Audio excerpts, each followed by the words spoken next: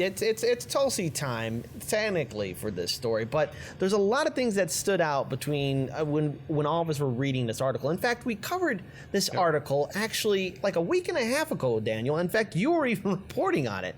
By the way, awesome Tulsi Gabbard gift that we had up there. But it's very important that we really explain to all of you what this article is about. So Daniel, definitely read it. But I took some short notes and wrote down a very interesting story about really the similarities with this article and numerous other things. But Daniel, take it away. Yeah, so that's basically it. This article is basically, if you saw our report from about a week ago, you'll be like, this sounds really similar. And we're going to go over the story very quickly, but really we're going to talk about what this means in the greater message of the media. So this is a story about who is Tulsi Gabbard. Now, if you're in the chat, you can probably just hit a 1 if you can...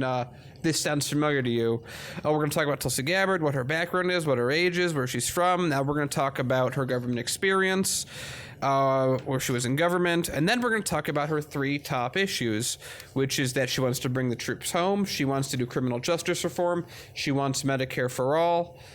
Because she signed on to Bernie Sanders' legislation. Then also that she attacked Obama on terrorism, and then they equivocate that because she attacked him on terrorism and Republicans attacked Obama on terrorism, she's placating to Republicans, which of course we're used to if you've covered any amount of coverage that's been done on Tulsi Gabbard. And that she met with Bashar al-Assad, and that's terrible because they're gas attacks, even though we've already done coverage that disputes the validity of the idea that they were gas attacks in the way that they were described, and that she sued Google. Now, if you remember, we covered a story. This is from the, the Sun Sentinel, which is a Florida paper. Yeah. And this was a story that was originally on the New York Times. So when I saw this, I was like, this seems like the exact same story. So we did a little digging. Kit, why don't you tell us about that? Okay, so first, when we covered this story, this was an article from the New York Times, and the author of it was Matt Stevens. And granted, the article was updated today.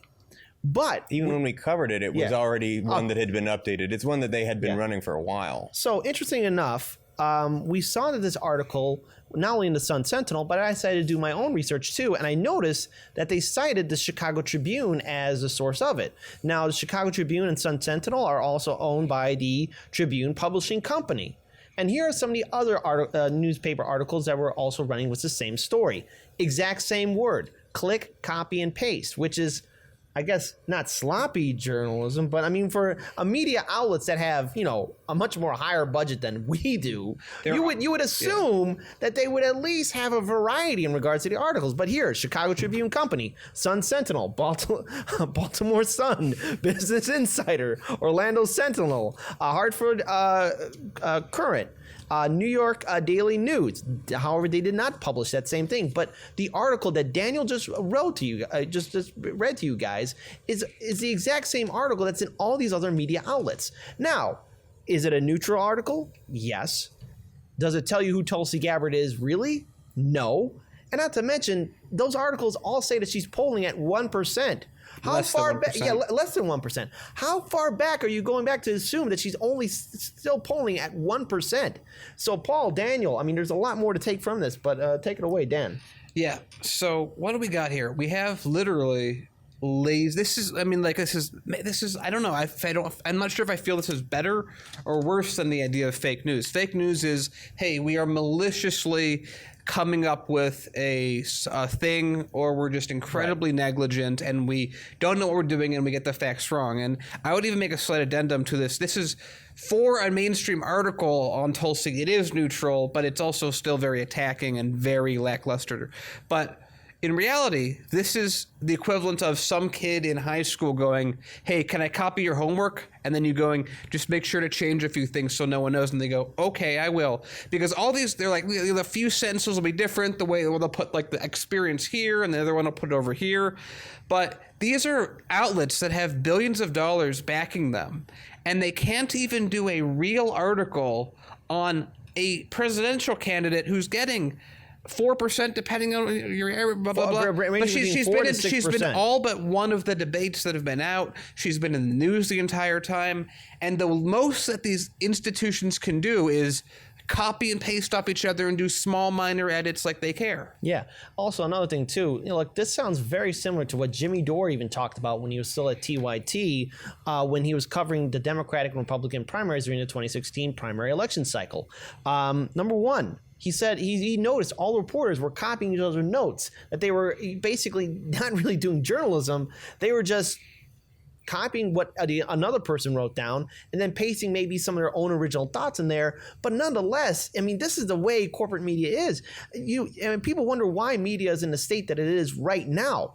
All the money's going to the executives or the ownership, while reporters who are supposed to do investigative journalism or even that, really call out those who are in power, those who are corrupt, they don't have the resources to do anything. And I think this just shows how lazy media is in this country right now. And this shows why we need independent media. But no, thanks to corporate media and its ability to buy our politicians, also gain access, they're still sitting on this pillar where they're just basically going to do whatever they want, all the while when you, the average citizen, wants to know something or know about a politician, you're given lackluster information. And this is why we need independent media now more than ever. And one final note too, and this is a concern of mine, that is, YouTube is, slowly supporting, or actually they made it part of their agenda, Paul, and you can correct me on this, basically supporting major media outlets like CNN and Fox News as the leading sources of information, because now they're proud to get rid of all that distracting media outlets. Yeah, they say it like it's a good pat ourselves on the back. We did with the government dragged us in and said, oh, you let all this fake news propagate, and we're going to do a service to the American people and make sure that people who are independent voices, borderline content, okay, we can't completely silence them unless they do something really bad. So if you click on one of their videos, the next video they should see is something from CNN, something from the New York Times, something from the Washington Post.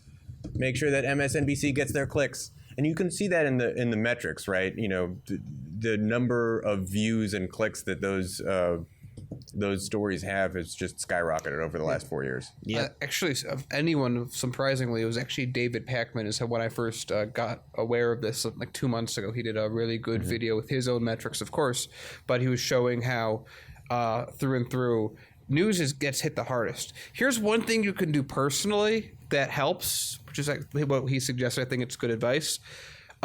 Tells you to go specifically to CNN's page, Fox's, MSN, and click the little button and say, don't show me this. And so you can specifically go to the mainstream outlets and just tell the Google algorithm not to do that. Will it make a big difference if one or just you do it or someone else does it? Probably not. But if thousands of people do it, Google's algorithm, we know that they have no idea how to control it. So if enough people start saying, hey, I really don't like this content, and everyone blocks it, is there a chance that it could actually make a dent of maybe of a couple million views a month in their algorithm searches? Yeah, it could. Yeah. And the thing about this article, sorry to cut you off. Go ahead, the thing Paul. about this particular article that really rubs me the wrong way is it looks like it's at best written by a fifth grader. Right, it's just you're being way too kind. It's just a couple of bullet points. This is where she was born, and this is what she campaigned. It's like one sentence on like she campaigned on this thing. Yeah, excellent research, New York Times. Excellent research, Tribune Publishing Company. They are the leading sources to inform the American people about absolutely nothing. So again, this is why independent media exists. This is why we are here. I mean, we're doing the job with barely even any kind of budget that the Tribune company has, and yet we can actually tell you who Tulsi Gabbard is, who Bernie Sanders is, or how corrupt our system is altogether. This is the situation that the American people have with our media. I mean, we should all be upset at this. Yeah, and again, this is them writing nothing, literally like her Wikipedia page rephrased, and then copied and pasted from one article, from one news farm to another, then redistributed through the tree of under what are they under again? The Tribune, the Tribune Publishing Company, which is here in Chicago. And I want to remind everyone that even this one that we're calling the neutral article as our last note still has that she met with Assange and that was terrible because of gas attacks, and that she is basically like a Republican because she challenged Obama on his anti-terrorism strategy. Real quick, I wonder if the New York Times or anyone in the Tribune publishing company will acknowledge that good old Nancy Pelosi, who's leading the charge for impeachment, also met with Assad. Gee, you think that'll ever happen? Nope. No? They're going to Daniel? avoid that No? inconvenient truth. No, Daniel? No, probably not. Okay, well, there you go, guys.